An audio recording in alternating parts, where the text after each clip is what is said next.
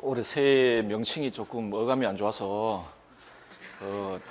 뭐 말은 잘 못하겠는데 올해 뭐 새해 복 많이 받는 건 여러분들 합격하시는 거 아니겠나 싶고 자, 1, 2월 강의를 시작을 할 텐데 뭐 잘 아시겠지만 서양, 동양, 한국 윤리를 가지고 시작을 하도록 하겠습니다. 시작을 하고요. 보충 자료를 좀 볼까요? 보시면은 아마 이 페이지에 첫 번째 공부 영역이라고 되어 있을 겁니다. 뭘 공부를 시작하려면 어떤 영역의 공부를 시작해야 될지를 확인을 하셔야 될 테니까 쭉쭉 나와 있는데 요 영역에 포함되어 있는 이론들이나 학자들 같은 경우는 우리 교육 과정에 포함되어 있는 내용 영역 있죠. 거기에 포함되어 있는 학자들과 다음에 뭐 기출 문제 뭐 다음에 좀 중요하다고 생각되는 사람들 뭐 그런 중심으로 해서 한번 골라봤습니다. 그리고 중세에 예수님이 들어가 있는데 예수님은 중세를 하기엔 좀 뭐한데 굵은 뭐 강조체 있잖아요. 그게 중요한 사람이 아니고 하지 않겠다는 겁니다. 제가 여기서 예수님 강의를 할 이유가 없죠. 그리고 지금까지 예수님 이야기는 출제된 적이 없습니다. 부처님은 출제됐어도 출제된 적이 없고 하니까 그는 뭐 여러분들 성경책도 한번 읽어보시고 마음이 심란하실 때 뭐 읽어보시고 뭐 그렇게 하십시오 하시고 요런 정도로 강의가 진행될 겁니다. 다시 한번 말씀드리지만 굵은 강조체는 강의를 하지 않을 겁니다. 여러분들이 뭐 알아서 좀 보시고요. 옆에 기출문제 출제 영역이 있습니다. 영역이 있는데 지금 시험제도 바뀌고 난 다음에 그 전 해에 냈던 출제 뭐 학자도 그 다음에 또 내고 뭐 그런 식으로 지금 출제를 하고 있습니다. 그래서 작년에 출제를 했으니까 뭐 올해 내지 않겠지 뭐 이런 식의 생각은 하지 않는 게 낫겠다. 하지 않는 게 낫겠다라는 생각을 합니다. 그래서 한번 참고로 확인만 해보십시오. 몇 년도에 누가 기평 내지는 서술형, 누가 논술형에서 어떤 분들이 출제가 되었는지 그 부분들만 좀 참고를 하시면 될 것 같습니다. 될 것 같고 이론 공부를 하실 때 제가 누누이 매년 말씀드리는데 이론 공부를 하실 때 제일 먼저 여러분들이 하셔야 될 건 개념입니다. 그 이론을 구성하고 있는 주요 개념을 확인을 하셔야 됩니다. 이걸 중심으로 공부를 하셔야 되거든요. 그 이론을 구성하고 있는 어떤 이론이든 간에 이론은 단일 명제로 구성되어 있지 않습니다. 상당히 복잡한 명제들 사이에 정합적인 체계들이에요. 이론이라는 거. 자, 그런데 이론 체계가 있으면 이 이론 체계를 구성하고 있는 굉장히 중요한 개념들이 있습니다. 개념들로 구성되어 있어요. 개념들로 구성되어 있어요. 복수의 개념들로 구성되어 있는데 수많은 개념들이 등장을 합니다. 수많은 개념들이 등장을 하는데 그 개념들 중에 아주 중핵적인 개념들이 있습니다. 예를 들어 칸트 같은 경우는 이런 개념들이 굉장히 중요한 개념들입니다. 뭐 선의지라든지 의무 개념이라든지 이런 개념들이 의무론자 아닙니까? 그렇죠? 그리고 선의지 개념 이런 개념들이 굉장히 중요합니다. 그래서 이론을 구성하고 있는 아주 중핵적인 개념들, 핵심적인 개념들을 정확히 이해를 하셔야 되고 다음에 개념은 뭐 외연, 내포 이런 식으로 구성되어 있습니다. 개념은 어떤 개념이든 간에 외연과 내포를 가진 나라예요. 그죠? 다 하시는 거 아닙니까? 여러분 국어 시간에 배우셨을 거고. 근데 사실상 이게 개념의 의미를 구성하죠. 그죠? 의미를 구성하는데 중핵적인 개념과 다음에 그 개념의 의미에 포함되어 있는 개념들이 있어요. 예를 들어 뭐 선의지를 정의한다 그러면 정의할 때 여러 가지 정의들이 있잖아요. 그 정의항에 들어가 있는 여러 중요한 개념들이 있습니다. 그 개념들을 잘 이해를 하셔야 됩니다. 그래서 모든 이론 공부는 개념에 대한 알에서 시작을 해야 됩니다. 이거는 단순하게 시험 공부를 하기 위한 방법이기도 하고 그리고 시험 공부가 아니라 여러분들이 이론적인 저서를 읽는다든지 이렇게 따로 이렇게 공부할 때 있잖아요. 공부할 때도 가장 중점적으로 봐야 될 건 이 사람이 지금 어떤 개념을 사용하고 있는 그리고 그 개념이 어떤 의미를 가지고 있느냐. 개념을 파악하지 않으면 읽어봐야 이해가 안 되죠. 그렇죠? 자, 다음에 그래서 첫 번째 이론 공부에서 가장 중요한 건 어떤 이론 체계를 구성하고 있는 가장 중요한 개념들의 의미를 파악하는 겁니다. 그게 가장 중요하고 그걸 파악하게 되면 잘 파악하면 일단 여러분 그 기입형 문제들을 풀어낼 수가 있고 다음에 서술형 문제의 상당 부분을 쓸 수가 있죠. 서술형 문제들을 보면은 개념의 의미를 묻는 문제들이 기본적으로 포함이 되어 있습니다. 포함이 되어 있기 때문에 서술형 문제를 해결할 수가 있습니다. 해결할 수 있는데 서술형 문제를 해결할 때는 그 단일 개념의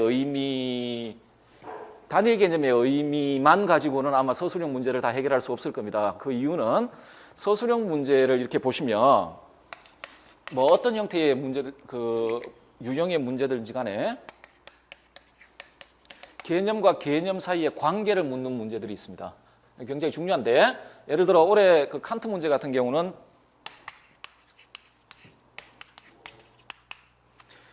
요 두 개념 사이의 관계를 묻는 문제입니다. 요 두 개념 사이에 선의지라는 개념과 의무라는 개념 있죠? 그들 사이의 관계를 묻는 문제입니다. 뭐 그런 식으로 이야기할 수 있겠는데 자, 아까 그 어떤 이론 체계의 체계를 구성하고 있는 중요 개념들, 각각의 개념들을 파악했다라면 그 개념들 사이의 관계를 잘 이해해야 됩니다. 개념들 사이의 관계들을 잘 이해를 해 주셔야 돼요. 그래야만 아마 서술형 문제 같은 스타일의 문제들을 해결할 수가 있을 겁니다. 굉장히 좀 추상적으로 들리실 텐데 공부를 하시다 보면은 이해를 하실 거라고 생각을 하고요. 뭐 예를 들어 좀 이따 보실 그 소크라테스 같으면은 이런 개념들이 있단 말이에요. 지하고 덕이라는 개념이 있다면 지라는 개념과 덕이라는 개념이 그리고 행복이라는 개념이 있단 말이에요. 행복이라는 개념이 서로 간에 어떤 관계를 맺고 있는지를 잘 이해를 하셔야 됩니다. 자, 주요한 개념들을 파악하시고 그 개념들 사이의 관계를 잘 파악하셔야 됩니다. 거기다 플러스 개념의 역사를 파악하셔야 됩니다.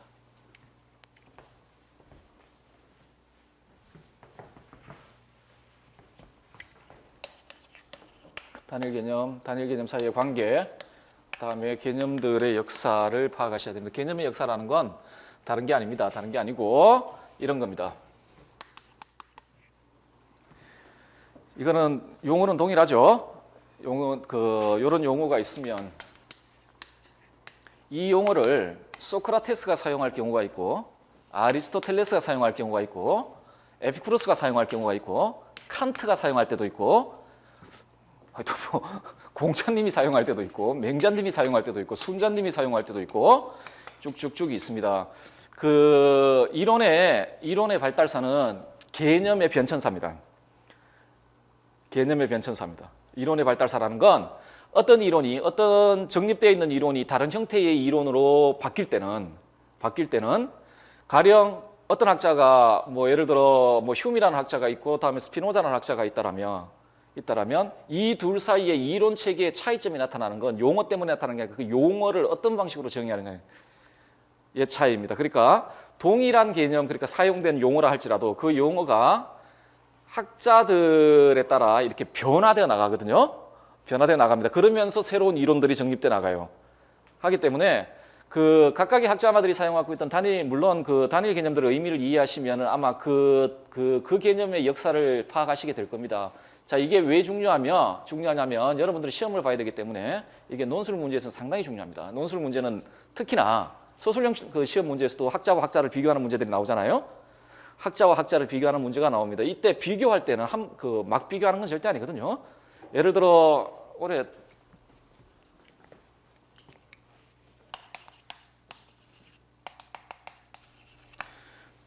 제 신문에 휴음하고 무어를 제 신문에 한꺼번에 실은 문제가 있었고 무어는 뭐 잘 아시죠? 자연주의 오류 뭐 이런 이야기를 했던 분인데 무어하고 휴음을 결합시키는 건 출제자가 그 호텔에 들어가서 기분도 별로 안 좋고 뭐 상태도 별로 안 좋고 그냥 한번 같은 뭐 영국 사람이고 그냥 영국 사람끼리 한번 묶어보자 라고 묶지 않습니다. 절대. 휴음과 무어를 묶는 이유는 있어요. 그리고 휴음이 현대의 뭐 정서주의의 기원이라고 이야기되기도 하고 논리실정주의의 기원이라고 특히 도덕과 관련해서는 뭐 기원이라고 뭐 이야기되기도 하고 특히나 무어와 관련해서는 휴메의 그 저서 중에 매우 간략하게 이렇게 언급되고 있는데 소위 자연주의 오류를 지적했던 최초의 학자 뭐 이런 식의 평가가 있습니다. 평가가 있거든요. 있으니까 무어하고 묵죠. 무어하고 묵단 말이죠.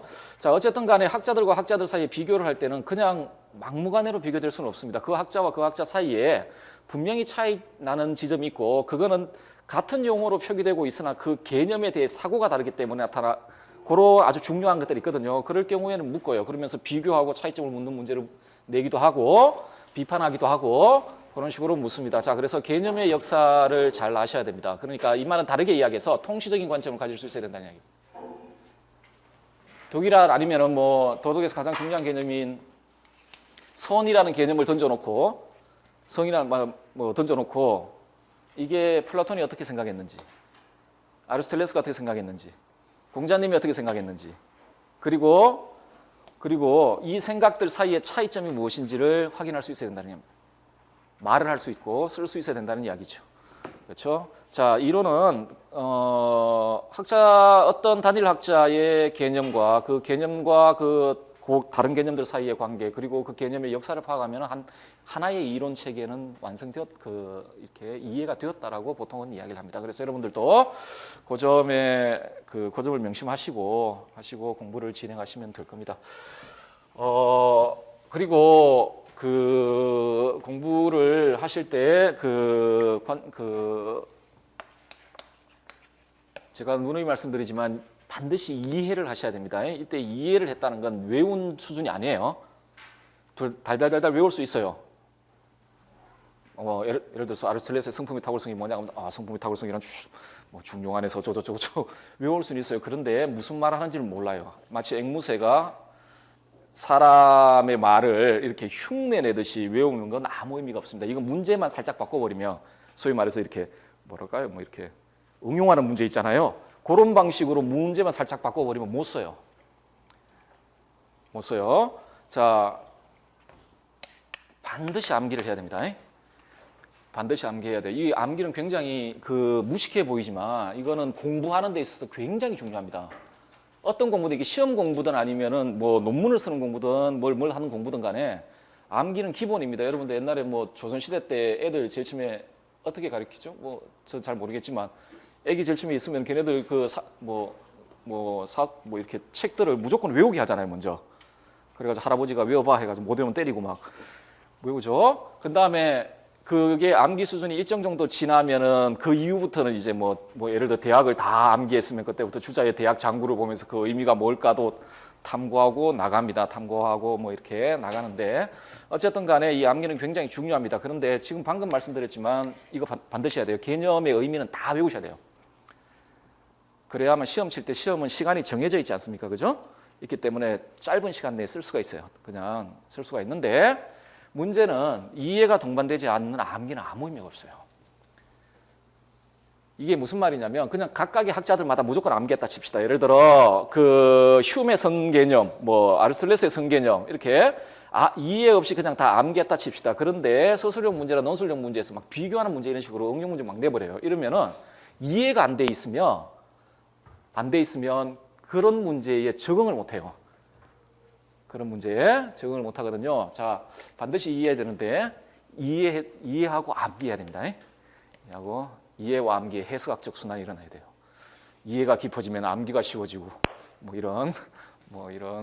그런 일이 발생해야 됩니다. 자, 이건 암기하셔야 됩니다. 이거 소홀히 하시면 안 돼요.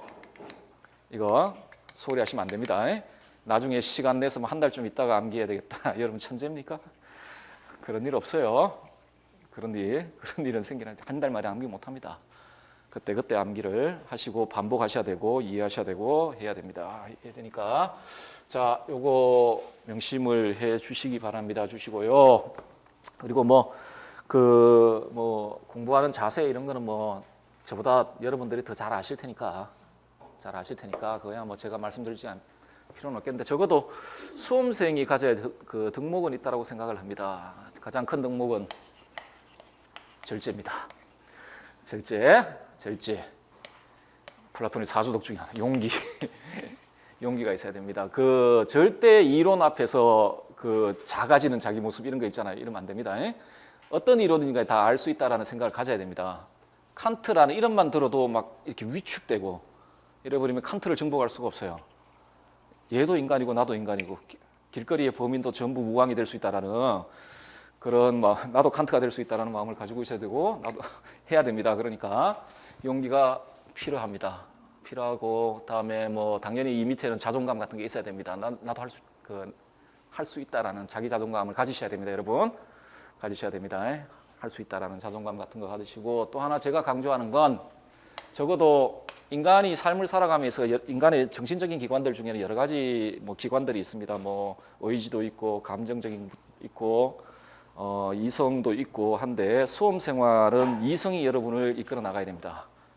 감정이 여러분을 이끌어 나가면 안 됩니다. 그 합리적인 생활 패턴을 가져야 된다는 합리적인 생활 패턴. 절제나 이런 것들은 그 합리성 하에서 이루어지는 겁니다. 이게 수험 생활에 과연 도움이 되는 일인지를 합리적으로 판단하고 이성이 명하면 따라가야 돼요. 보통 하기가 힘든데 놀고 싶죠? 근데 이성은 하지 말라고 한다면 놀지 말아야 돼요.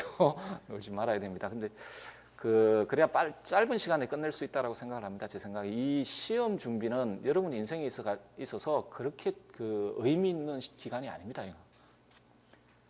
오히려 훨씬 더 의미 있는 일을 하기 위한 어떤 약간의 준비 기간인데 그런데 이게 인생을 질곡시키면 뭔가 좀 문제가 있으니까 그렇게 빨리 짧은 시간 내에 끝내는 게 좋겠다 생각을 하고 있습니다. 그러면 좀 단기간에 좀 고통스럽더라도 그 고통을 좀 극복할 필요가 있겠다는 생각을 합니다. 그래서 그러려면은 뭐 절제 뭐 저저 했는데 적어도 1년 동안은 삶이 좀 단순한 게 좋겠다 생각을 합니다. 공부하는 사람은 삶이 단순해야 됩니다. 삶이 복잡하면은 공부하기가 좀 힘들어요. 삶이 복잡하면 교우 관계가 복잡하고 이성 관계가 복잡하고 복잡하면 공부하기 힘듭니다.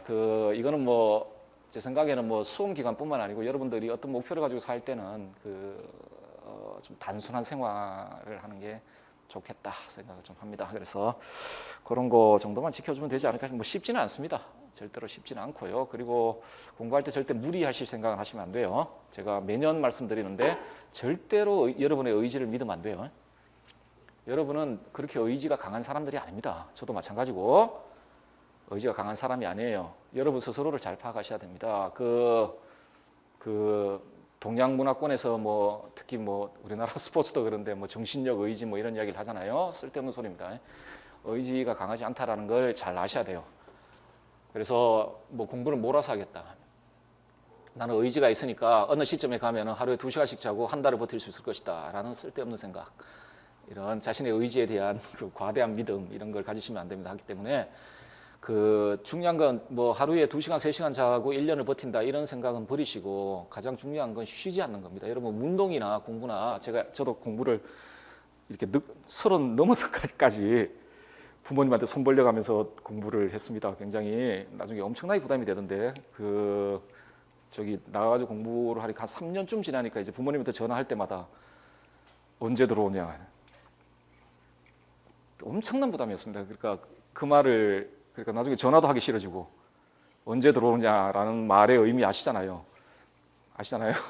뭐 엄청난 부담도 되고 뭐 했었는데 뭐 이렇게 공부를 하다 보면 운동도 여러분 헬스클럽 같은 데 뭐 이렇게 근육을 키우는 운동 이런 데 하다 보면 하다가 중간에 중단하면 원점으로 돌아가 버려요.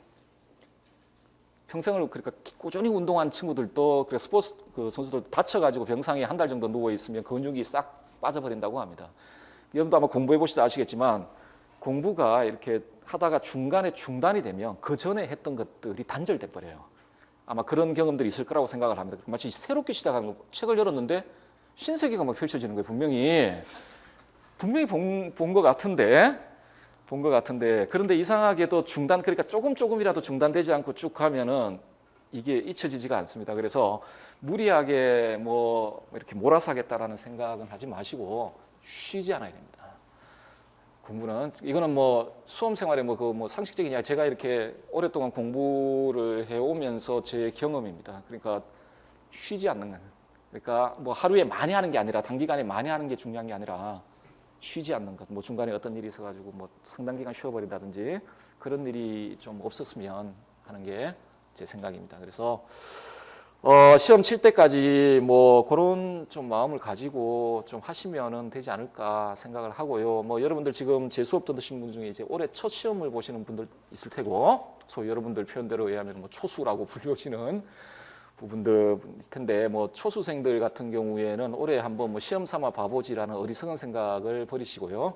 인생은 그렇게 길지가 않습니다. 그 1년을 시험 삼아 1년을 낭비할 그런 시간은 없죠. 그냥 그 올해 매진한다, 합격할 수 있겠다, 하겠다라는 생각으로 하시고, 그리고 뭐 안타깝게도 조금 이렇게 몇 번 시험을 이렇게 치신 분들 같은 경우에는 그 실패에 대한 감정은 그냥 버리십시오. 과거는 과거입니다. 제가 그 뭐 예를 들어 뭐 떠나버린 연인 때문에 그 연인에 대한 감정 때문에 새로운 사랑을 하지 못하는 것만큼 어리석은 건 없습니다. 정말 어리석은 겁니다. 그렇죠? 새로운 사랑을 해야죠. 해야 되는데, 물론 뭐 그 감정이 굉장히 가슴 아픕니다만은 빨리 버려야 됩니다. 과거가 현재에 도움이 되지 않으면은 전혀 의미가 있는 과거가 아니거든요. 하기 때문에 혹시라도 뭐 실패의 경험이나 그리고 그 경험에서 오는 감정이 자기 자신을 이렇게 짓누르는 그런 일은 없었으면 좋겠고, 또 이렇게 뭐 뭔가 이렇게 새로운 오히려 과거가 이렇게 좀 나아가는 원동력이 됐으면 그런 생각을 합니다. 그래서 열심히 하시면 다 되지 않을까. 뭐 이 시험 자체가 굉장히 안타깝습니다. 제가 별로 마음에 드는 시험 제도는 아닌 것 같습니다. 왜냐하면 그 시험을 준비하는 과정의 노력이 전혀 보상을 받지 못하는 시험 제도이기 때문에 이런 제도 자체는 전혀 마음에 들지가 않아요. 마치 대한민국 사회를 보는 것 같아요. 그 사람이 어떤 식으로 살아왔고 어떤 식으로 노력했는지에 대해서는 전혀 고려해주지 않고 그 결과에 대해서만 이야기하고, 그래서 마치 그 결과가 좋으면 굉장히 성실했는 것처럼, 그리고 그 선생으로 자격이 있는 것처럼 뭐 이런 식으로 생각하는 패턴이라서 굉장히 마음에 들지가 않습니다. 오히려 이런 시험 제도는 빨리 없애버리고, 오히려 뭐 예를 들어 사범대학이라든지 뭐 아니면 정적인 그 교육자 양성 과정에서 그 사람이 그 과정에서 노력했던 게 이렇게 평가받을 수 있는 그런 제도가 되었으면 하는 게 제 생각입니다. 제 생각인데, 그게 뭐 지금 당장 되지 못하고 당장 우리가 뭐 어떻게 할 수 없는 상황이라서 안타깝습니다만은, 어쨌든 간에 뭐 결국은 우리는 그 좋은 결과를 내야 되는 그런 상황에 처해져 있습니다. 그래서 그 결과를 위해 뭐 일로 매진할 수밖에 없겠다 생각을 합니다. 그래서 뭐 끝날 때까지, 그러니까 시험 치러 들어가는 그때까지 쉬지 말고 계속 나아가 주시면은 뭐 좋은 결과가 있지 않겠나 생각을 합니다. 자, 뭐 더 이상 잔소리는 필요 없을 것 같고, 이제 시작을 해보도록 합시다. 소피스트 한번 봅시다. 한 가지만 더 말씀드릴게요. 그 시험 공부를 할 때 여러분들이 이제 이렇게 소위 그 시험 공부를 위한 자료가 있을 거 아닙니까? 이렇게 보는 것들 있을 텐데, 제가 좀 그 강의하면서 가끔씩 이렇게 말씀드리는데, 그 수험서라고 보통 이야기되는 거 있습니다. 시험에 도움이 되는 책들이죠.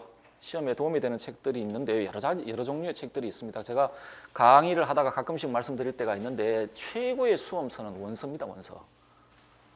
최고의 수험서는 예를 들어 소크라테스의 이론을 알기 위한 최선의 방법은 플라톤의 대화편을 읽는 겁니다. 칸트의 이론을 정확히 알기 위한 최고의 방법은 윤리 형이성학 정초와 실천 이성 비판과 도덕 형이 상학을 읽는 겁니다. 플라톤을 이해하기 위한 최고의 방법은 국가를 읽는 겁니다. 나머지 그 여러분들 소위 기본서라고 이야기하는 것들은 소위 그 연구서들인데, 연구서들은 기본적으로 그 원서의 기초를 두고 있습니다. 근데 그러면서 제가 강의 시간에 조금씩 이야기하는 이유가, 근데 이 원서는 학부 때 읽어야 됩니다. 학부 때. 아마 1년을 그 준비하는 과정에서 필요한 원서들 다 읽는다는 건 상당히 힘들 겁니다. 아마. 그래서 제 개인적으로는 아마 그 사범대 윤리학과의 커리큘럼은 1학년 때부터 원서 읽기로 다 채워져야 된다고 생각을 합니다. 원서 읽기로. 여러분들 나중에 학교 가셔가지고 후배들한테 그 학부에 있는 후배들이 공부를 어떻게 해야 됩니까? 라면 절대로 저기 쉬운 거 있잖아. 왜 시중에 나가면 있는 그 읽기 좋은 그 왜 뭐 책들 이런 거 있죠. 그거 읽어봐 이런 소리 하지 마시고 원서를 읽으라고 말씀하십시오. 그 이해를 못해도 상관이 없어요. 학부 때는 마치 승비들 어릴 때 공부하듯이 걔들 무조건 외우게 하잖아요. 그 의미는 나중에 파악이 됩니다. 근데 외워놓으면 의미 파악이 굉장히 쉬워지거든요. 그래서 1학년 때부터 원서를 계속 익혀야 됩니다. 그래야 된다고 생각하는데 지금 사문대 윤리교육학에서 그렇게 하는지 잘 모르겠는데 제가 대학 제일 처음 들어가니까 1학년 전공 필수 과목 철학과라도 학부가 아닌 그러니까 저희가 1학년 1년 내내 전공 필수 과목이 뭐였냐면 전부 원서 강독입니다. 고전 원서 강독 뭐 이런 식으로 되어 있어서 그런 식으로 했었는데 그게 처음에 굉장히 어려웠는데 1학년도 할 수 있습니다. 어려웠는데 나중에 되게 상당히 도움이 됩니다. 상당히 그러니까 나중에 이론을 이해하는 데 있어가지고 이미 그 원서에 대한 내용들을 이야기들을 알고 있습니다만 근데 이게 시험 1년 동안의 시험 준비 과정에서는 상당히 좀 부담이 될 거라고 생각을 하는데요. 그래도 좀 중요한 부분들은 좀 체크를 좀 해주시고 그래서 제 강의 교재나 아니면 뭐 따로따로 보충 교재나 이런 데서 그 원서의 중요한 파트들을 접할 수 있게끔 물론 다 할 수가 없습니다. 제 2달 과정에서 그 많은 원서들을 뭐 강독도 아니고 다 읽을 수가 없으니까 그것들 좀 접할 기회들은 드리도록 하고요. 다음에 요게 원서하고 교과서입니다. 근데 교과서는 쉽습니다. 그냥 쭉쭉 읽으면 됩니다. 내용도 별로 없습니다. 뭐 윤리와 사상 책 같은 경우는 뭐 위대한 책이라고 제가 말씀드리는데 2500년의 윤리 사상이 그냥 한 몇 페이지에 다 이렇게 압축되어 있습니다. 그다음 읽으시면 되는데 교과서는 근데 읽는 이유는요. 그 안에 이론적인 내용이 잔뜩 들어 있어서 읽는 건 절대 아니죠. 압축되어 있으니까요. 압축되어 아니고 교과서를 읽으면 교과서 기술 교과서 이렇게 집필하신 분들이 그 출제 풀에 포함되는 분들이잖아요. 그분이든 그분이 제자든 간에 이분들이 그 이론에 대해서 중요시하는 것들은 눈에 보입니다. 그걸 체크하기 위해서 읽는 겁니다. 가끔씩은 굉장히 중요한 개념들이 나와요. 그게 기입형 문제로도 나올 때가 있으니까 이 사상가에서 이걸 굉장히 중요시하고 있구나. 이 사상가 이걸 굉장히 중요시하고 있구나라는 점 있죠. 그 점들을 체크하기 위해서 교과서를 읽는 겁니다. 그리고 그래서 그 이론들을 좀 확장해야 돼요, 당연히. 다음에 여러분들 우리 교육 과정에 내용 영역 관련된 성취 기준 있죠. 그거 한번 읽어봐 주십시오. 이거 논술 주제로 활용될 수 있는 주제들이 상당히 많이 들어가 있습니다. 예를 들어 뭐 도덕과 행복의 관계가 뭐냐, 뭐 이런 이야기들, 뭐 그런 걸 알아보자라든지 뭐 그런 이야기들이 나와 있잖아요. 성취 기준 한번 읽어보십시오. 성취 기준. 다 읽을 필요는 없고 왜 우리 우리 사상과 관련되어 있는 부분에 성취 기준들이 있거든요. 그것도 한번 확인해 보시고요. 교과서 더불어 확인해 보시고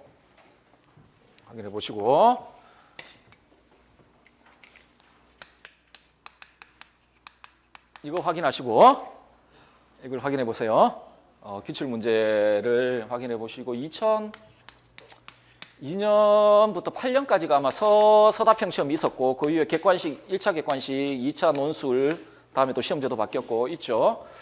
근데 요 시험 과정에는 이 교육 과정 자체가 바뀌어서 이때 보면 지금 상황에서 불필요한 문제들이 좀 있는데 뭐 그런 건 뭐 이제 걸러내시고 이렇게 조금 한 번씩은 보셔야 됩니다. 보시고요. 다음에 이제 연구소는 여러분들 이론의 연구소 뭐 종류들이 여러 가지 있으니까 뭐 여러분들 뭐 선배들이나 이런 분들이 많이 보셨던 거 확인하셔가지고 보시면 됩니다. 보시면 되고 연구소들 조금 이렇게 뭐 확인하셔서 이론을 이해할 때 도움이 되게 뭐 보시면 될 것 같고요. 그래서 공부를 하고 복습을 하고 다음에 좀 뭔가 의문이 생기고 잘 이해가 안 되시고 할 때는 할 때 참고할 것들 이런 것들 이런 정도로 해서 좀 보시고 반드시 교과서 기술 문제 다음에 이론과 관련되어 있는 필요한 원문들 뭐 이런 것들 다음 주요 연구서들은 뭐 있을 텐데 그런 것들 좀 보시면 될 거라고 생각을 합니다. 자, 서피스트부터 보도록 합시다. 서양 윤리의 출발인데요. 보도록 합시다. 아마 제 보충 자료에 보시면 학습 목표라고 되어 있을 겁니다. 학습 목표를 한번 읽어보도록 하겠습니다. 첫째, 소피스트의 상대주의 윤리서의 인식론적 근거를 이해한다라고 되어 있죠. 자, 소피스트들은 기본적으로 소피스트의 윤리서를 상대주의 윤리서라고 부르는데 그 상대주의 윤리설이 확립되는 토대가 있습니다. 그게 이 사람들이 가지고 있던 인식론적 견해인데요. 일단은 두 번째가 도덕의 기초에 대한 소피스트의 입장 확인하고, 세 번째가 덕의 성격에 대한 소피스트의 입장 이해하고, 네 번째 소위 좋은 삶, 훌륭한 삶, 행복한 삶, 이런 삶이 어떤 삶인지에 대한 소피스트들의 입장이 있습니다. 그거 이해하시고, 다음에 소피스트들 대표하는 사람들 중에 프로타고라스가 있는데 이 사람 이론 정도 간략하게 이해하시면 소피스트에 대한 이해는 거의 대부분 끝나지 않을까 싶습니다. 자, 일단 제 교재에 보시면 탐구 대상 목표 방법이 있는데 그 소피스트 이전에 그 서구에 특히 그리스 이쪽에 자연 철학자들이 먼저 있었습니다. 자연 철학자들이 있었는데 이 사람들의 탐구 목표는 자연의 원리를 탐구하는 거였거든요. 그러다가 일정 시기가 지나면서 아테네가 번성하고 뭐 이러면서 그리스가 발전하고 이런 이런 역사적인 과정을 거치면서 어느 시점에 와서 소피스트가 등장하는데 이 소피스트의 기여는 뭐냐면 인간의 문제를 예를 들어 철학이라면 철학의 중심 주제로 가지고 들어온 사람들이거든요. 그래서 윤리학이라는 영역이 본격적으로 이렇게 확립이 되는, 그걸 본격적으로 확립시켰던 그 출발점에 있는 사람들이 소피스트입니다. 그래서 기본적으로 소피스트들은 이렇게 자연의 원리가 뭐냐, 아르케가 뭐냐를 탐구했다기보다는 인간의 문제와 관련되어 있는 주제들을 주요 탐구 대상으로 삼았기 때문에 언어라든지 종교라든지 시가라든지 법률이라든지 특히 우리가 지금 관심을 가지고 있는 윤리, 정치학 이런 것들 있잖아요. 이런 것들을 주요 탐구 대상으로 삼았고, 그리고 그걸 탐구함으로써 궁극적으로 이루고자 했던 목표는 한 인간, 그러니까 아테네 폴리스라는 그리스 아니면 그리스라는 토대 속에서, 그 현실 속에서 한 사람의 개인으로 잘 살기 위한 실용적인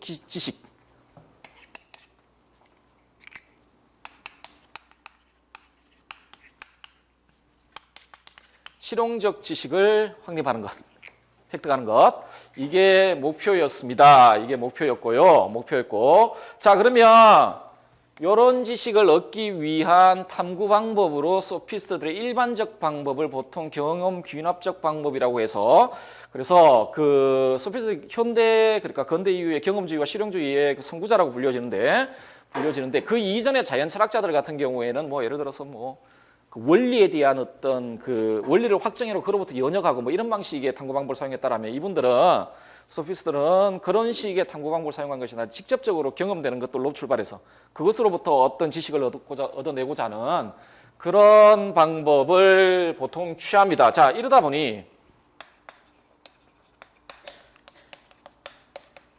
이 방법을 가지고 어떤 탐구 대상에 대해 탐구하고 이러다 보니 이로부터 어떤 결과를 얻어내냐면 예를 들어 각 그리스를 구성하고 여러 가지 폴리스의 법률들이 다 다르고 도덕 체계들이 다 다르잖아요. 그런 걸 쭉쭉쭉쭉 확인해 보는 겁니다. 확인해 보고 나온 결론은 절대적이고 보편적인 지식 이런 것들은 없다라는 결론을 이끌어내는 모습을 보여줘요. 그래서 보시면 경험 기능학적 탐구를 통해 소피스트들은 인간은 어떠한 확실한 지식도 소유할 수 없다라는 것, 다음에 소유 지식이라는 건, 지식의 가치라는 건 절대성, 보편성 이런 것으로부터 오는 것이 아니라 그것이 가지고 있는 실용성에서 온다라는 결론을 보통 이끌어내고 있습니다. 자, 이런 정도로 알아두시고, 이제 아까 말씀드렸지만 소피스트들의 윤리설을 보통 상대주의 윤리설이라고 불리는데 그것의 토대가 되는 게 상대주의 인식론입니다. 상대주의 인식론인데 이분들이 가지고 있었던 기본적인 생각은 이렇습니다. 아까 경험 기능학적 방법을 통해 어떤 지식에 도달하고자 한다고 이야기를 했잖아요. 그래서 인식은 기본적으로 경험에서 출발해야 된다고 생각을 합니다. 그리고 이 경험은 감관의 작용에 의존할 수밖에 없거든요. 우리 감각기관 있잖아요. 감각기관의 작용에 의존할 수밖에 없어요. 근데 문제가 우리가 가지고 있는 감관은 어떻습니까? 시공간에 따라 그 상태가 변하게 되면 어떤 대상에 의해 주어지는 자료들의 성격이 변해버리고, 예를 들어 어떤 사람한테는 어떤 물이 차갑게 느껴지기도 한데 어떤 사람한테는 시원하게 느껴지기도 하고, 그리고 동일한 사람이 어떨 때는 똑같은 대상인데도 불구하고 그게 차갑게 느껴지기도 하고 시원하게 느껴지기도 하잖아요. 이 감각은 기본적으로 이런 성격들을 가지고 있습니다. 따라서 인간의 인식이 기본적으로 이 감관작용의 기초에서 이루어진다라고 보게 되면 인식을 구성하고 있는 최초의 자료들 있잖아요. 그 소위 감각 데이터라는 거 있잖아요. 이 데이터들 자체가 감관이 가지고 있는 인식 기능의 한계로 인해 계속 변하게 돼요. 자, 이렇게 되면 결국 어떤 결론에 도달하게 되면 우리가 어떤 보편적 영원불변하는 것, 그런 성격을 가지고 있는 지식에 도달할 수 있는 능력을 우리가 가지고 있지 못하다라는 생각. 그런 능력. 그러니까 우리가 예를 들어 어떤 대상이 있고 이 대상이 보편적이고 영원불변한 것이고 거기에 대한 우리가 지식을 가지려면 거기에 상응하는 인식기관이 우리한테 있어야 되는데 그렇잖아요? 있어야 되는데 그런 능력을 우리가 결여하고 있기 때문에 우리는 보편적이고 영원불변한 지식에 도달할 수 없다라는 결론에 이르게 됩니다. 이르게 되고, 자, 보편적이고 영원불변하는 지식을 우리가 소유할 수 없다. 그렇다면 우리가 가지고 있는 지식은 그 각자에게 있어서 어떤 의견일 수밖에 없는데 그런 의견들 사이에 진위를 가려주는 기준도 우리가 알 수 없다네.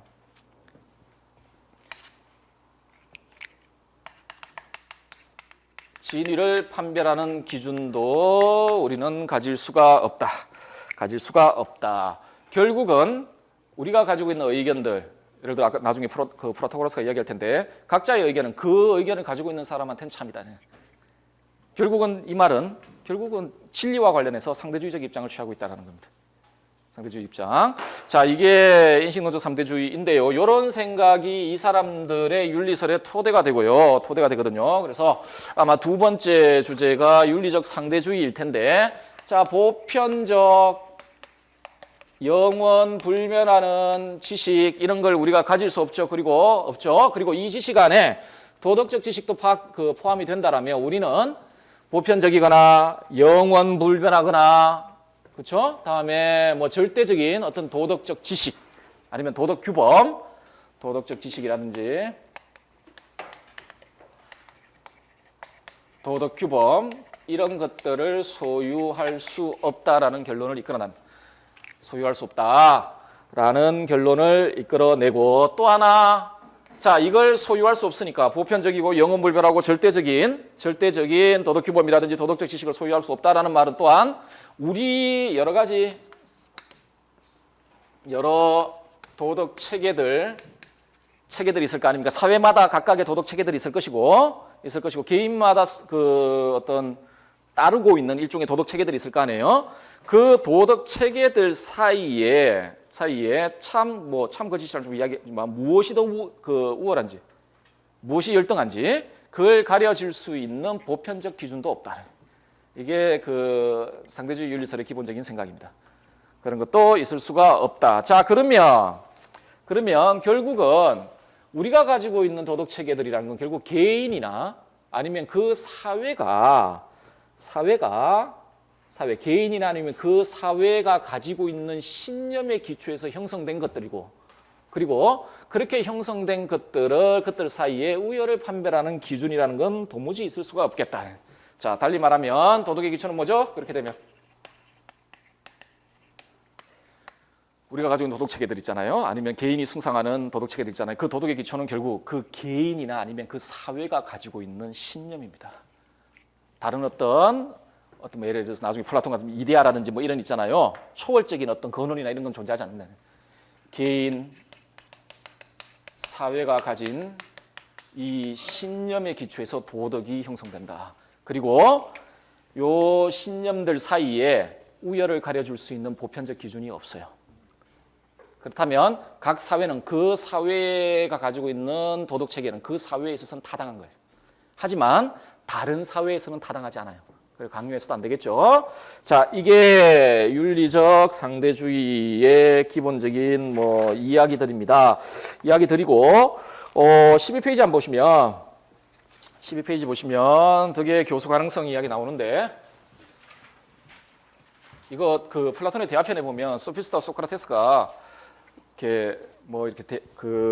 소크라테스가 소피스트와 대화하는 것 중에 덕의 교수가 가능하냐 이런 이야기 나오면 소피스트가 강력하게 덕을 가르칠 수 있다라고 이야기하는 장면들이 나오는데요.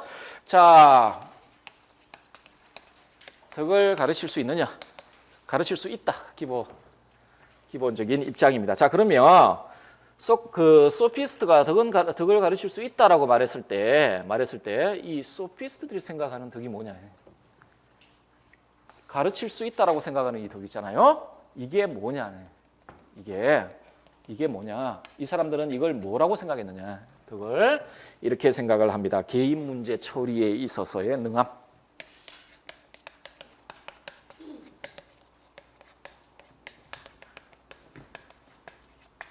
이게 소피스트들이 생각했던 덕의 일반적인 생각입니다. 자, 이 말은 무슨 말이냐면 아테네만 한정해서 이야기를 하자면 민주정 아테네 내에서 잘 살기 위해 그런 현실 속에서 잘 살기 위해 필요한 기술을 소유하는 겁니다. 그러면 아테네 민주정에서 잘 살기 위한 기술을 어떤 게 있겠습니까? 민회에 나가서 말빨 세우는 기술입니다. 재판정에서 이기는 기술. 소위 변론술 같은 거 있죠? 변론술, 수사술 이런 것들이요. 변론술, 수사술. 그러니까 다른 사람의 의견을 약화시키고 자신의 의견을 강화시키는 것. 의견들 사이에 어떤 의견은 진리이고 어떤 의견은 거짓이고 이런 거 없어요. 그런 거 없단 말이에요. 상대주의적 관점을 가지고 있기 때문에. 자, 그렇게 되면 의견과 의견이 대립했을 때 내 의견이 다른 의견을 압도할 수 있도록 할 수 있는 기술. 재판정, 민회 이런 데서 자, 이런 기술을 가지는 겁니다.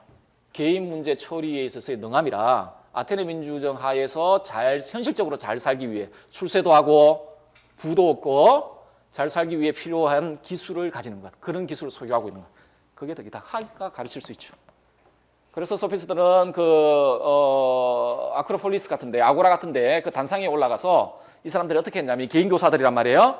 올라가서 여기 노량진 오면 많이 하는 거 있지 않습니까? 그 광고. 막 벽보들 쫙 붙여놓고 따라오라 합격 이런 거 있잖아요. 그런 걸 했습니다.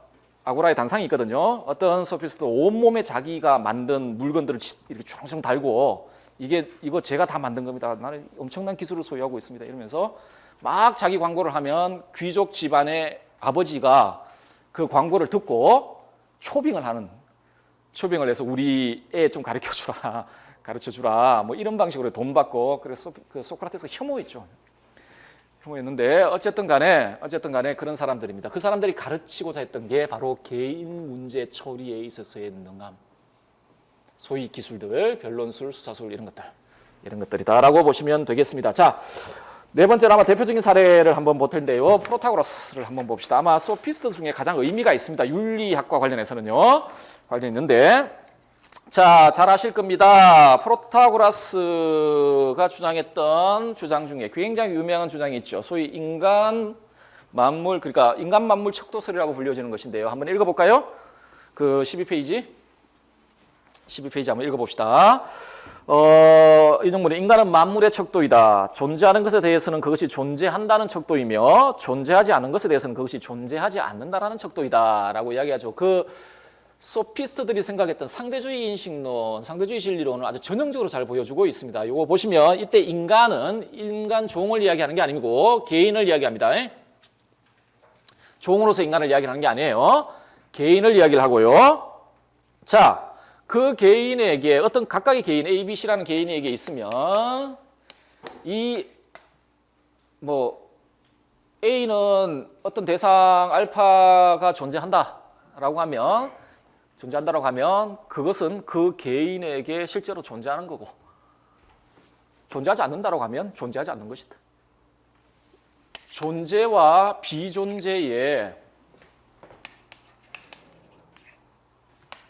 비존재를 결정하는 건 존재 그 자체가 아니고, 뭐 말이 어렵습니까? 이 책상이라는 존재가, 우리가 책상이 있다라는 명제를 쓰죠. 근데 책상이 있다라는 명제가 있으면 그 명제의 진리값이 만약 예를 들어 T다, 참이다라고 했을 때 왜 참이냐 이렇게 물을 거 아닙니까? 그때 우리는 보통 어떻게 이야기합니까? 책상이 여기에 있으니까 이렇게 대답을 하죠. 그러니까 그 존재 그 자체가 그 명제의 참을 결정해 준단 말이에요. 보통 우리가 있음을 탐구할 때 어떤 것이 있다라고 이야기했을 때 그것을 결정해 주는 가장 아주 원초적인 근거는 그 존재가 실제로 있음이에요. 그러니까 존재가 존재를 증명해 주는데 지금 프로타고라스는 뭐라 그럽니까? 존재와 비존재를 결정하는 건 존재 그 자체가 아니고 나다, 나다라고 이야기를 하는데요. 자, 그러니까 이 존재와 비존재를 결정해 주는 척도가 나다라는 말인데, 자, 그러면서 뭐라고 이야기하면 다시 한번 읽어보면 존재하는 것에 대해서 그것이 존재한다는 척도이며 존재하지 않는 것에 대해서는 그것이 존재하지 않는다는 척도이다. 내가 이야기를 하죠. 자, 이 말은 무슨 말이냐면 나는 대상 A가 존재하지 않는다라고 말했다. 존재하지 않는다라고 내가 판단한단 말이죠. A는 존재하지 않는다 판단했으면 이 명제는 나에게 있어서는 진리예요. 참이에요. 그런데 너가 대상 A는 존재한다 이렇게 판단했잖아요. 판단했다라면 요 판단은 그러니까 다른 사람, 이렇게 판단한 사람에게 있어서는 참이에요. 그리고 이것도 참이고 이것도 그 사람에게 있어서는 참이에요. 참이고요. 참이란 말이에요. 자, 이 말은 무슨 말을 함축하냐면 요 둘 중에 참 거짓을 확정할 수 있는 기준이 없다라는 이야기예요. 다 참이에요. 그 사람한테는. 존재한다는 것에 대한 척도이고 존재하지 않는 것에 대한 척도예요. 그렇게 판단하는 것, 그 판단은 그 사람에게 있어서는 참이에요. 그리고 그렇게 다르게 판단하는 거 있잖아요. 판단에 따르면 그렇게 판단한 사람에게 그 판단은 참이에요. 그리고 두 판단 사이에 그야말로 진짜 진정한 참 거짓을 가릴 수 있는 기준은 없어요. 그런 건 없어요. 그런 거 없다. 이게 그 인간 만물 척도설이 함축하고 있는 내용입니다. 인간 만물 척도설이 함축하고 있는 내용이에요. 자, 결론적으로 뭐죠? 결국 지식은 상대적인 거다. 지식은 상대적인 거다. 보편적이고 영원불멸하고 절대적인 지식은 없다라고 이야기하고 싶은 겁니다. 자, 두 번째 보면 윤리학적 입장이라고 되어 있죠. 당연히 상대주의적 윤리설을 주장을 합니다. 지식은 모두 상대적이기 때문에 우리가 가지고 있는 도덕적 지식이나 도덕적 규범도 전부 상대적일 수밖에 없습니다. 상대적일 수밖에 없거든요. 자, 그런데 프로타고라스는 법률가입니다. 그 당시엔 법체계와 도덕체계가 이렇게 분화되어 있지 않은 상황이니까 법률가입니다. 자, 도덕도 상대적이에요. A라는 사회의 알파라는 도덕체계와 B라는 사회에 베타라는 도덕체계가 있으면 아까 뭐라 그랬습니까? 요 도덕체계는 아까 마치 존재하는 것의 척도요, 존재하지 않는 것의 척도라고 했죠. 마찬가지로 요 도덕체계는 A라는 사회에서는 참이에요. 타당한 거. 그리고 요 베타라는 도덕체계는 B라는 사회에서 타당한 거예요. A라는 사회에서 타당하진 않겠지만. 그리고 요 두 도덕 사이의 진위라든지 우열을 결정하는 기준은 없어요. 그냥 이 체계는 A라는 사회에 타당하고 베타라는 도덕 체계는 그냥 B라는 사회에 타당할 뿐이에요. 역으로 이야기하면 베타라는 도덕 체계는 여기에 타당하지 않고 알파라는 체계는 여기에 타당하지 않아요. 하지 않거든요. 자, 이렇단 말이죠. 그런데 방금 말씀 프로타고라스는 법률가라 그랬지 않습니까? 법률가는 뭘 합니까? 입법하는 사람 아닙니까? 입법하는 사람 아니에요? 법을 정하는 사람 아닙니까? 규범을 만들어내는 사람이잖아요. 그러면 특히나 프로타고라스는 어떤 일을 했냐면 아테네가 어떤 지역을 점령하게 되면 거기 가가지고 그 법률 소위 말해서 법을 만드는 그런 일을 했어요.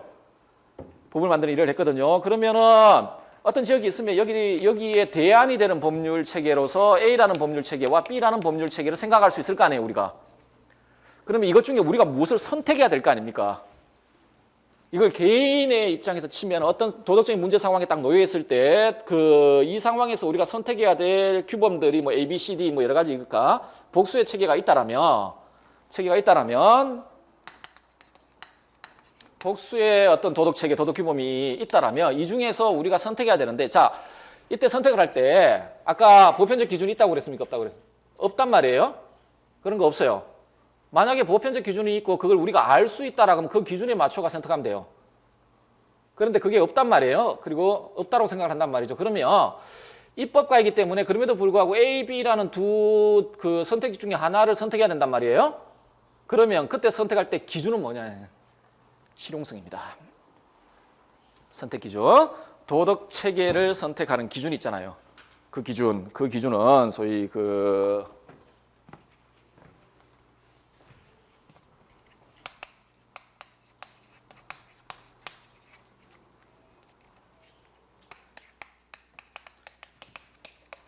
실용성입니다.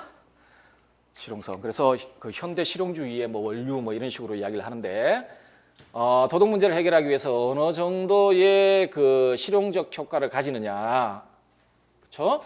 요게 우리가 어떤 도덕 체계를 선택하고 어떤 규범을 선택함에 있어서 가지게 되는 기준이다. 그래서 그야말로 절대적으로 참인 도덕 체계 이런 건 없어요. 하지만 더 나은 도덕 체계는 있을 수 있어요. 그 실용성의 관점에서 봤을 때 더 나은 도덕 체계는 있을 수가 있겠다라고 합니다. 그래서 여러분 뭐 교과서 이런 데 보시면 뭐 실용주의의 원류 뭐 이런 이야기 나오는데 이런 생각 때문에 그렇습니다. 도덕적 지식, 그것의 가치는 그것의 실용성에서 온다는. 도덕적 지식이 가지고 있는 가치는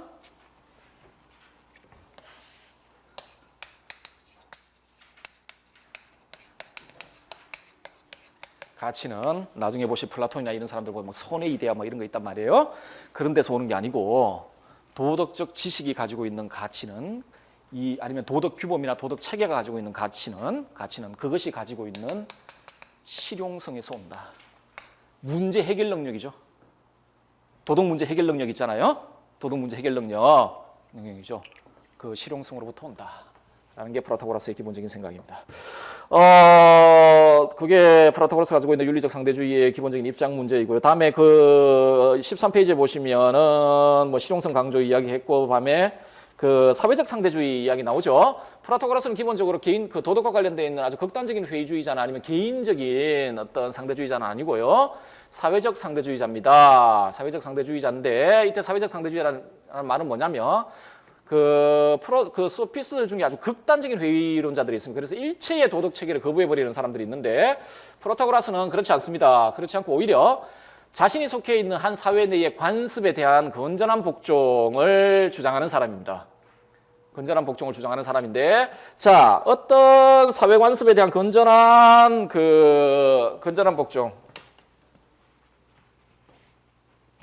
관습 내지는 관행. 여러분, 소피스트들은 도덕 체계를 기본적으로 관습이나 관행으로 봐요. 어떤 신비로운 어떤 기원이라든지 어떤 초월적 기원을 가지고 있다고 생각하지 않아요. 그런 거. 자, 그래서 관습에 대한 건전한 존중. 도덕적인 사람은 한 자기가 속해 있는 그 사회의 도덕 체계, 소위 관행 관습으로 불려지는 도덕 체계에 대해 그걸 존중하고 거기에 따라 살아가는 사람이 도덕적인 사람이다라고 봐요. 자, 그러면 이유가 있을 거 아니에요. 이유가 왜 우리는 한 사회에 구축되어 있는 도덕 체계나 도덕 규범이나 관습이나 관행을 존중해야 되느냐, 거기에 따라 살아야 되느냐, 이유가 있을 거 아닙니까? 자, 도덕적 지식, 도덕 규범, 도덕 체계의 가치는 어디서 옵니까? 가치는 그것이 가지고 있는 실용성이죠. 그러면 어떤 식의 사고를 하고 있냐면 이런 식으로 사고를 하고 있는 겁니다. 이미 그 한 사회 내에 어떤 역사나 전통을 통해 구축되어 있는 관습 관행으로서의 도덕 체계는 그 사회의 존속과 그리고 그 사회 안에 살고 있는 그 사람들 있잖아요. 그 사람들이 잘 살아가는 것과 관련해서 상당할 정도의 실용성을 가지고 있음이 이미 입증되었다라는 전제를 가지고 있어요. 이미 이렇게 안정적으로 구축되어 있는 관습에 따라서 그런 관습이나 관행에 따라 살게 되면 한 개인의 관점에서도 현실적으로 자신이 잘 살아갈 수 있고 그 사회가 지속돼야 개인이 지속될 수 있으니까 사회도 안정적으로 존속할 수 있다는 생각이 있어요. 그러니까 관습 자체가 이 관습은 조음의 이데아 이런 것처럼 어떤 초월적인 기원에서 형성된 거 이런 게 아니란 말이에요. 그게 실용적이다라는 이유 때문에 살아남은 거란 말이에요. 하기 때문에 현재 여러 경쟁하는 도덕 체계들이 있었을 거 아니에요. 이전에 체계들 중에 그게 살아남았다라는 건 그게 그 상황 실용적이었다라는 거예요. 이때 실용성은 개인과 사회에서 실용성이거든요. 하기 때문에 우리가 살아남아 있는 그 관행을 따르게 되면 개인적으로 성공적인 삶을 살 수 있게 된다. 더 나은 삶을 살 수 있게 된다라는 생각을 가지고 있습니다. 자, 그게 이유입니다. 그래서 우리가 관습을 배척할 것이 아니라 그 관습을 존중하고 살아갈 때 개인적으로 좋은 삶을 살 수 있다라고 보는 게 프라토고라스의 기본적인 생각입니다. 자, 그렇다면 이런 생각을 가지고 있는 프라토고라스의 입장에서 윤리적 삶은 내지는 도덕적 삶은 어떤 거겠습니까? 결국 한 사회에 구축되어 있는 관습 있잖아요. 그 관습을 잘 이해하고 수용해서 그것에 자기 행위를 그것에 따라 자기 행위를 이렇게 규제할 수 있는 그런 사람이 있죠. 그런 사람이 윤리적인 사람입니다. 여러분들 도덕 사회화론의 원조입니다. 소피스트가 여러분 플라톤의 대화편을 보시면 소크라테스하고 소피스트가 대화하는 것 중에 나중에 다시 한번 말씀드리겠지만 상기 이야기 나오는데요. 상기를 소크라테스가 이야기할 때 어떤 이야기를 하냐면 교육은 상기다라고 이야기를 하면서 어떤 이야기를 하냐면 소크라테스가 소피스트 비판합니다. 어떤 사람들은 배움이라는 걸 외부에서 안으로 주입하는 것으로 이야기한다. 이 소피스트들이 그렇게 이야기하는 거예요. 그러니까 이런 관점을 가지고 있으니까 얘네들은 도덕교육의 기본적인 방향이 어떻게 되냐면 이미 한 사회 내에 그 사회의 존속과 유지와 관련해서 아주 유용하다고 판단되어 있는 도덕적인 관행들 있잖아요. 그 관행이 있단 말이에요. 그럼 애들이 그 사회에 태어나면 그 관행을 가르치는 것. 그래서 그 관행에 따라 살 때 얘는 성공적인 삶을 살 수 있다는 이렇게 생각을 해요. 그런데 소크라테스는 반대예요. 도덕 교육이란 상기다. 그러니까 외부에서 안으로 주입하는 게 아니고 우리 내부에 있잖아요. 우리 내부에 진리가 있고 그걸 이렇게 드러내는 과정이다라고 이야기를 합니다. 이건 전형적인 도덕 사회화론의 원조입니다. 원조인데 어쨌든 간에 이런 생각을 가지고 있었던 게 프라토고라스 아주 대표적인 소피스트죠. 그런 생각을 가지고 있었습니다. 자, 한 예를 하나 더 봅시다. 이분은 그 소피스트 중에 아주 극단적인 회의론자입니다. 고르기아스인데 그냥 한번 그 박스에 있는 거 읽어나 보겠습니다. 어떤 생각을 가졌는지 그 소피스트의 그 상대주의적인 인식론 아주 극단적인 모습을 보여주고 있는데요. 자, 고르기아스는 그에 져서 책 전체가 남아있지 않고 제목이 남아있습니다. 피시스 또는 존재하지 않은 것에 관하여. 근데 자연 철학자들이 피시스를 탐구한 사람들인데 자연의 원리를 탐구한 사람이죠. 이때 원리라고 한다는 건 절대적이고 불변적인 원리들을 이야기를 하는데 그걸 비꼬는 겁니다. 피시스 또는 존재하지 않는 것에 대하여 이런 식으로 이야기를 하는데요. 자, 거기서 유명한 말을 합니다. 어떤 명제를 제시하냐면 아무것도 존재하지 않는다. 만일 어떤 것이 존재한다 할지라도 우리들은 그것을 알 수 없다. 설령 우리가 어떤 것을 알 수 있다 할지라도 우리는 그것을 우리들의 이웃에 전달할 수 없다라는 고르기아스의 유명한 회의주의적 명제가 제시됩니다. 간단한 의미만 말씀드리겠습니다. 아무것도 존재하지 않는다라는 명제에 함의된 내용은 이렇습니다. 그 어떠한 것도 감각 지각되는 현상에 독립해 있는 것으로 존재하지 않는다. 자연 철학자들은 피시스를 탐구했습니다. 우리 감각을 넘어서 있는 어떤 초월적 원리들을 탐구했거든요. 자, 그런 거 없다. 그런 거. 자, 즉 우리가 존재한다고 말할 수 있는 모든 것은 감각 지각된 현상뿐이다. 나중에 근대 경험론으로 넘어온 버클리라는 분이 있습니다. 존재됨은 지각됨이다. 이런 식으로 이야기를 합니다. 존재됨은 지각됨이다 라고 이야기를 하는데 존재와 지각을 일치시킵니다. 일치시키는데 그 원조가 되시는 분입니다. 우리에게 지각되지 않는 걸 우리가 있다라고 말할 수가 없어요. 여러분들. 지각되지 않은 건 있다라고 이야기할 수 없어요. 부산에 84층 빌딩이 있습니까? 없습니까? 저도 부산 옛날에 대학교 때 해운대 가가지고 좋지 않은 경험 때문에 거기로 가지 않습니다. 가지 않은데 부산 분들 있으면 죄송합니다. 죄송한데 가지 않는데 저 있습니까? 없습니까? 있는지 없는지 모르죠. 모르죠. 만약 있다 할지라도 우리의 지각 범위 안에 들어오지 않으면 그건 존재한다라는 말을 우리가 할 수가 없어요. 말을 할 수가 없어요. 예? 존재한다라는 말을 할 수가 없어요. 존재한다는 말을 할 수가 없어요. 말을 할 수 없는 건 의미가 없죠. 어쨌든 간에 자, 우리 인식은 감관의 작용으로 제한됩니다. 그래서 우리가 알 수 있는 모든 것은 감각 경험일 뿐이에요. 그걸로 제한돼요. 그 안에 포섭되지 않은 것은 우리가 존재한다라고 말할 수도 없고, 그리고 그렇게 말해봐야 헛소리에 불과하다는, 헛소리에 불과하다. 이런 말입니다. 그냥 그렇게만 이해하세요. 뭐 이런 형태의 뭐 인식론적인 문제가 나올 리는 없을 거고. 자, 그런데 두 번째 명제는 만일 어떤 것이 존재한다 할지라도 우리는 그것을 알 수 없다. 자, 니네들 자연 철학자들 피시스 존재한다라고 이야기하자. 좋다. 그러면 뭐 존재한다 치자. 그런데 알 수가 없다. 왜요? 우리 인식은 감관의 기능으로 제한되기 때문에 알 수가 없다. 알 수 없는 걸 가지고 뭐 존재한다니 아무 의미가 없어요. 그렇죠? 그런데 우리들 중에 어떤 사람이 그걸 발견했다 치자. 하지만 그걸 다른 사람에게 전달할 수가 없다. 자, 이 말은 무슨 말이냐면 불교에서 하는 이야기하는 그런 거 아닙니다. 불교도 진제와 속제 나누어가지고 진제는 언어로 표현될 수 없고 뭐 그 언어적 방편을 가지고 그냥 이야기될 수밖에 없는 뭐 그런 이야기를 하는 게 아닌데, 언어는 뭡니까, 여러분?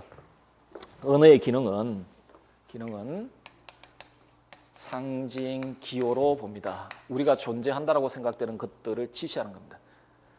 지시하는 건데 문제가 뭐냐면 우리가 알고, 그러니까 우리가 존재한다고 생각되는 건 우리의 그 감각 경험 현상 안에 다 들어가 있는 겁니다. 하기 때문에 우리의 언어 체계는 결국은 그 경험된 것들과 대응할 뿐이에요. 하기 때문에 우리가 사용하고 있는 언어는 전부 그 우리가 감각 경험에서 우리가 얻었던 그런 그 어떤 대상에 대한 어떤 뭐 지식들 이런 게 있잖아요. 그것만 이렇게 그 지시할 수 있을 뿐이니까 언어 자체가 감각적 인식의 영역 한계 안에 이렇게 포섭되어 있습니다. 하기 때문에 그걸 넘어서 있는 대상을 지시할 언어를 우리가 가지고 있지를 못해요. 우리가 불교에서 그 진제 반야지혜 같은 경우 언어로 이렇게 지시할 수 없잖아요. 왜 지시할 수 없습니까? 그 언어로 우리가 갖지를 못해요. 우리가 그런 언어를 가지지를 못해요. 언어는 전부 가명이에요. 뭐 하여튼 그런 거예요. 가명이야 말이에요. 생성성매라는 어떤 것들을 고정시켜놓고 지시하는 건데, 어쨌든 간에 뭐 비슷하게 우리가 가지고 있는 언어 체계들은 전부 다 그 어떤 지시 대상과 연결되어 있을 텐데, 그 지시 대상은 전부 우리가 가지고 있는 감각 경험 안에 포섭되어 있는 것들이 하기 때문에 우리는 그걸 넘어서 있는 대상을 지시하는 언어를 가지지 못합니다. 하기 때문에 전달할 수가 없어요. 아무 의미가 없어요. 그걸 발견했다 해도. 이게 그 고르기아스가 가지고 있는 요거는 아주 극단적인 인식문적 상대주의, 이게 회의주의까지 나아간 그런 모습을 지금 보여주고 있는 사례 중에 하나이고요. 자, 조금 쉬었다가 나머지 보도록 합시다.